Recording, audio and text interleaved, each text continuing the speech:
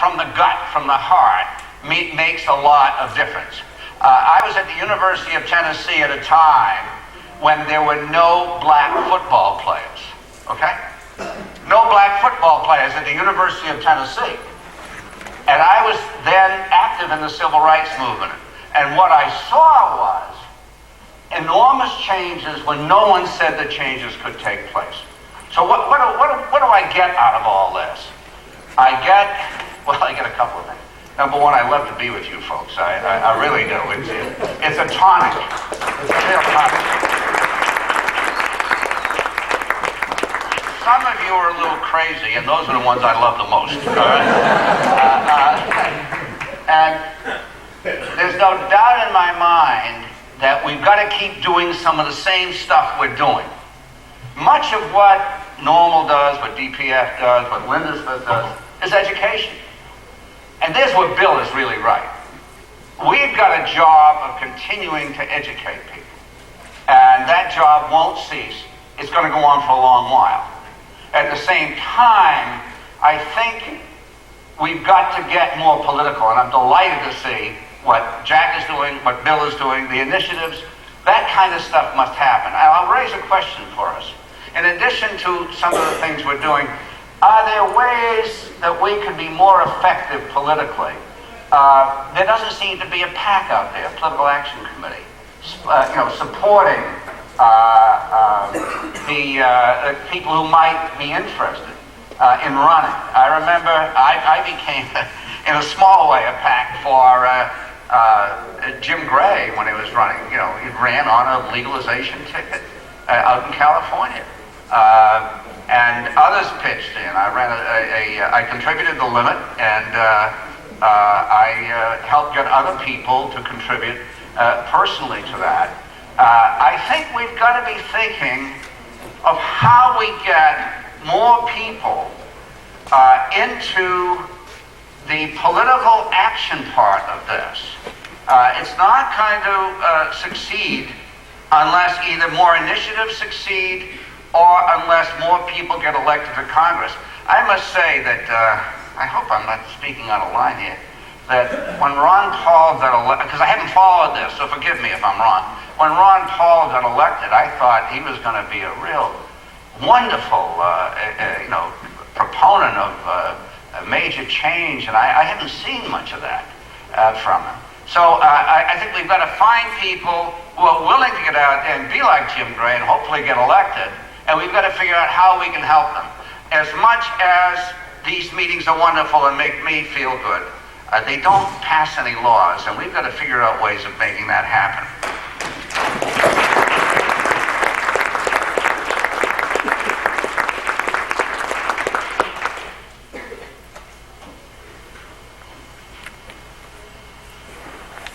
I think that's about all I have to say to you.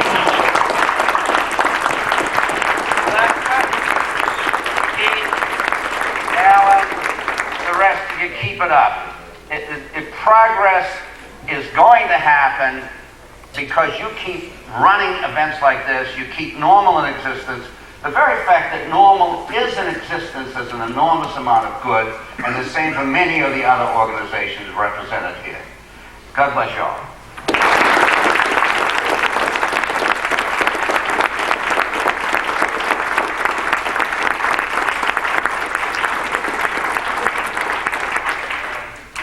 Thanks, Arnold. That was great. And to Keith, Allen, for inviting me to talk to you, finish this thing up. Pick up a few things that I said last year. I think some of you heard me make some comments, and I want to pick up on some of those things last year and then try to address some of the things that were said here today. It's 2000. It's the year 2000. And we want marijuana to be legalized sometime soon. I was sitting here over the last couple of days and trying to sit back and put some of this stuff into some historical perspective. So what I want to do is to sort of look at what's been happening here in the last few days or last year, what's being talked about right here, the debates we're having, in terms of a broader historical perspective. I think that what happened with the initiatives in 1996 and in 1998 is very similar to what happened in the Netherlands in 1976. Back in 1976, the Dutch passed a law basically decriminalizing marijuana, getting tougher on some of the white powder drugs. And nobody knew what that meant. What was it going to look like? Wasn't any coffee shops written into the 1976 legislation. They provided an opening. And what happened over the next number of years in the Netherlands, among a population that did not want to legalize and that was bound by international conventions not to legalize, was some sort of bubbling up of people stepping out, of somebody opening up a shop, of somebody doing something, of legislators getting behind an idea. You had a bubbling up so that these coffee shop systems slowly emerged and a de facto legalization of the retail sale of cannabis even while the wholesale remained illegal. And then it started getting a little too big and they started pushing down. The Germans and the French started ganging up on them and they pushed back and they accommodated. And there were problems with coffee shops on the borders, but they shut those down, they restricted. But now it's the year 2000. And essentially cannabis is de facto legalized at the retail level in the Netherlands. It has been normalized there. And they have done it without having the bursts in childhood marijuana abuse and other gateway theory drug abuse that everybody predicted. And now, as the European fellow on the panel before said, it is becoming more and more of a model. Not an explicit model. It's not as if the Germans are going to do the coffee shop system or the Swiss are going to do the coffee shop system or the Spanish are going to do that. But it's that bubbling up. They persisted and they stuck with it. But nobody knew exactly how it was going to happen. Now, 1996, California passes 215. 1998, a half dozen other initiatives pass. The coming year, we're going to have a few more of these things pass. Nobody knows what shape it's going to take. Is that ID system the way to go, or is it the way that's evolving in California? Is it going to be something new popping up? Is suddenly some legal case going to pop up, or is the compassion IND thing going to be opened up in some way that we can't fully predict? There's something we don't even know that's on the horizon going to emerge to allow this thing, but there is this bubbling up. There is this sort of, if you want to analogize marijuana prohibition to a very thick, but crumbling sidewalk, concrete sidewalk, and the weeds of cannabis reform are slowly coming up, finding their place, searching for air to pop up and push things aside. It is going to happen. If we have this optimistic view that justice is on our side and communism is like, this will happen. This will happen. One way or another in these different ways. Now, we're all fighting essentially for the same thing.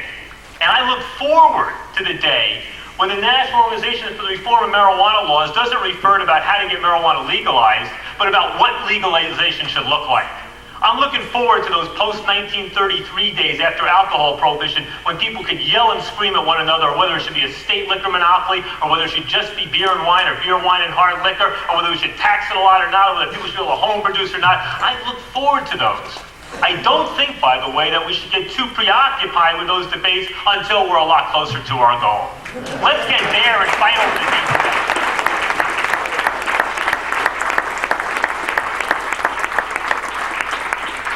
Now, I love this debate between Bill and Jack and Mike and the others. I love it, and obviously I'm involved in it in one way or another. And in a position of trying to mobilize funding from the very wealthy guys and from others.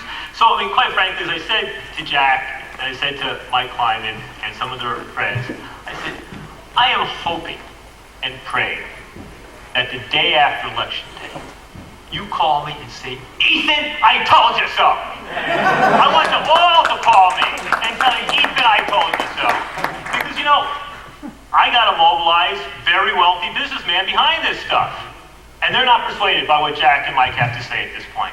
They want to look. They're persuaded what Bill has to say. They're looking at the polls. They're looking. And you know what else? When we look back historically, I always, almost every day, I ask myself, what happened in the 1970s? Shit, we had momentum. 11 states decrim, Keith traveling the country.